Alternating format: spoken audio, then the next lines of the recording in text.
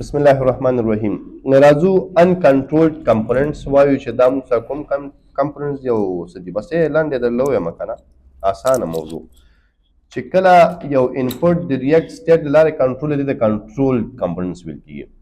او چې کله یو انپوټ ډایرکټ د جاوا سکرپټ لاره کنټرول دي د uncontrolled ویل کیږي ځکه دغه ساده کنټرول نشته بس جاوا سکرپټ ډام مینیپولیشن ځای غن استفاده کوي لکه ډاکومنت ټارګټ الیمنٹ بای آی ډی لیکي او یو فارم تاسو ټارګټ کو دغه ډیټا واپس دي ته ویل کیږي uncontrolled او چې کله د ریاکټ سټیټ نه استفاده کوي ډیټا د سټیټ لاره نه راخلي او اپډیټ کړي د ویل کیږي controlled components لکه دوی وایي دا اصل کې uncontrolled دی edit معنا پاتې دی دا controlled the uncontrolled components in React an uncontrolled component is a component where the form data is handled by the DOM form data suppose control کیږي DOM پوسه itself instead of being managed by React state بغیر د دې نه چې د ریاکټ د سټیټ لاره شي کنټرول شي in other words the form elements maintain their own state and you retrieve the value when needed using a reference او یا موضوع دا ده چې د دې خپل چې کوم حالت یا ویلی وي دا برقرار وي بس چې کله ضرورت موږ د فارم لاره یا خپل خلاص او په یوزر سټیټ کې بیا موږ څه کوو چې هر یو شی موږ ورچو یا کمو یا ډیرو دا د سټیټ لاره نه اپډیټ کیږي اتومات خپل نه اپډیټ کیږي کنه Uncontrolled components are useful when you don't need to continuously monitor or update the form states in React but still need to interact with the DOM. هغه وخت کې ګټور دی چې کله تاسو نه غواړئ چې بار بار د فارم چې دی شي تاسو اپډیټ شي بس تاسو په کې لیکلي صرف هغه ته راغلي نو هغه وخت بیا uncontrolled شي دی موږ سره ګټور دی This can simplify code in case where you only need to fetch form values when the user submit د فارم او دلته بیا زموږ کوډ موږ سره اسانه کیږي ځکه موږ جاوا سکرپټ سره ډېر پخوانه بلد یو ډېر زیات مطلب اپلیکیشنز پکې نه راځي اول سټیټ ډیفاین کړه بیا هغه په فارم کې دغه کې بیا هینډل ور دي شام د ضرورت نشته بس ډایرکټ چې ویډیو واچي او ټارګټ کې له هغه نه څه استفاده کوي او ریاکټ استعمالوي نو بیا به د ریاکټ پر لاره مختلف تاسو به کنټرول کمپوننټس استعمالوي ان کنټرول به نه استعمالوي څه زه تاسو ته خیر بس واخه تاسو د خو استعمالوي به تاسو کنټرول کمپوننټس زه راغلم خپل ایډیټر ته زړې خبرې دي او زړې خبرې به لرې کړو زه به راشم مای بند ایپ ته مای بند ایپ کې به زه راشم اس آر سی ته په دې کې به زه راشم ایپ ډاټ جی ایس ایکس ته او دیز نه چې دی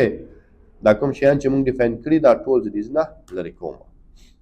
موږ یو فارم اخلو ځکه دا کار د چا پورې مربوط دی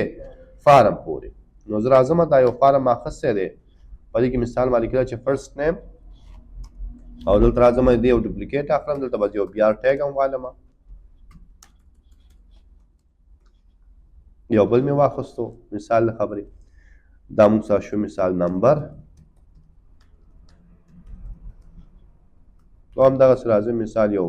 بټن اخلم لیکم چې سبمیټ دا ما واخیستو اوس که چېرته زه راشم د خپل پروجیکټ رن کړم نو لیکم چې سی ډي مای بن ایپ او لیکم چې بن دیو انټر کړم دا به موږ سره رن شي کلیک کوو براوزر کې به موږ سره اوپن شي نو دلته تاسو ګورئ دوه فارم دي موږ سره او زه ته چې کله دې نه استفاده کوم یا دې نه ډیټا راخلم د راخیستلو دوه طریقې دي موږ سره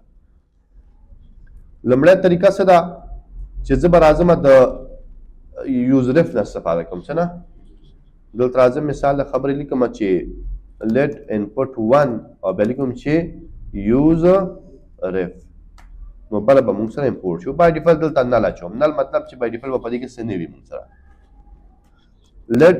input 2 اخلم او بیا لیکم چې useref او په دې کې هم چې کوم نل اچوم input 1 چې دی input 1 ته اساین کوم لیکم چې ref او لیکم چې دا موږ سره input 1 دی او input 2 چې دی input 2 ته ریفاین کوم لیکم چې دا موږ سره input 2 دی دا مې ورته ورکړم اوس دې کې چې زه لیکل کوم هغه ترلاسه کول غواړم نو څه نه استفاده کوو د دې نه استفاده کوو لکه زه راځم او وایم چې کله زموږ دا فارم سبمیټ شو نو بیا به موږ دې نه ډیټا راخلو کنه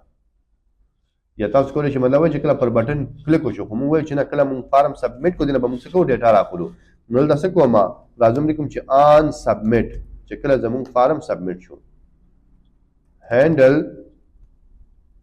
فارم submit او دا فنکشن بدل ته مونږه جوړ کو فنکشن او لیکم چې هینډل فارم سبمیټ. اوس دا فارم چې سبمیټ کړي د فارم خپل یو فنکشنالټي وي کنه چې دا څه کیږي سفر لوډ کړي او سبمیټ کیږي نو هغه به موږ ودرو نو دا ای پاس کول راځم کوم چې ای ډاټ پریونټ ډیفالت دا مې ولیکه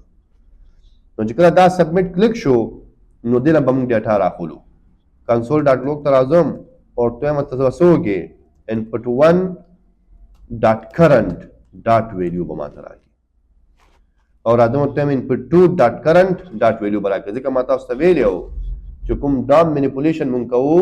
document target element by id elements by class name by tag name query selector داغه په ځای مونږ استعمالو دا استعمالو اوس کچې د راشمه او تلیکم چې احمد دل تلیکم 25 او په دې سبمیټ کلیک کوم نو ګوره دواړه مونږ خلاص راغله کنه په دې کې مونږ سره د سټیټ کوم استعمالو نو دا uncontrolled دی ځکه دا ریاکټ نه کنټرولې دا تا د ډام لاره دا کار تر سره کړی دی اوس باندې پوه شوې دې ته ویل کېږي uncontrolled components چې دې کې د ریاکټ هیڅ لاس نشته دا کار تا په خوا هم کولی شو په جاوا سکرپټ کې او تا بیا ختمه خبره او یا داسې هم کولی شي چې راشي مثال د خبرې ما یو بل فارم جوړ کو او په دې کې مثال د خبرې زه بیخي صرف نه ورکوم بس دلته زه یو آی ډي ورکوم راځم لیکم آی ډي او آی ډي کې مثال لیکم چې ایمیل اوس دې نه چې ډیټا راخلم بیا څه کوم نو بیا راځم ټیم کنسول ډاټ لوګ کې به موږ ته سوخه